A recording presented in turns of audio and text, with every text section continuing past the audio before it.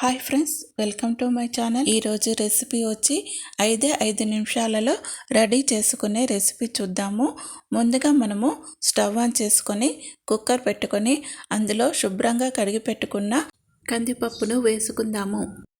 దీనిలోనే పసుపు, పచ్చిమిర్చి, వెల్లుల్లి వేసుకోవాలి.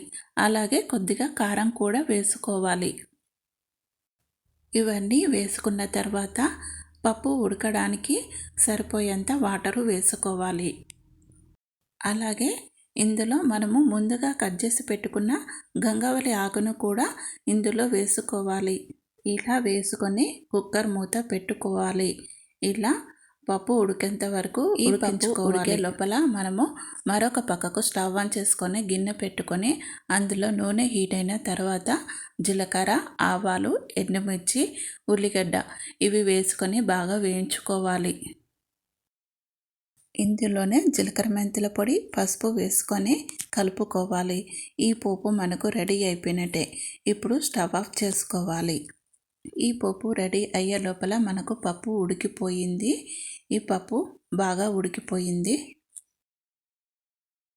ఇప్పుడు ముందుగా రెడీ చేసి పెట్టుకున్న పోపును ఇందులో వేసుకోవాలి.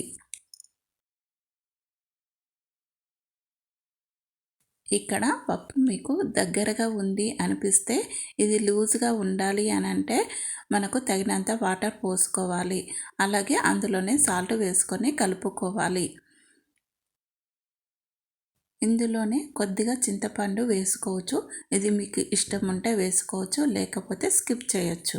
ఈ పప్పులో వాటర్ పోసుకున్న తర్వాత ఒక 10 నిమిషాలు ఉడకబెట్టుకోవాలి. మనకు కూర రెడీ అయినట్టే. ఇది మరొక బౌల్లోకి తీసుకొని సర్వ్ చేసుకోవడమే.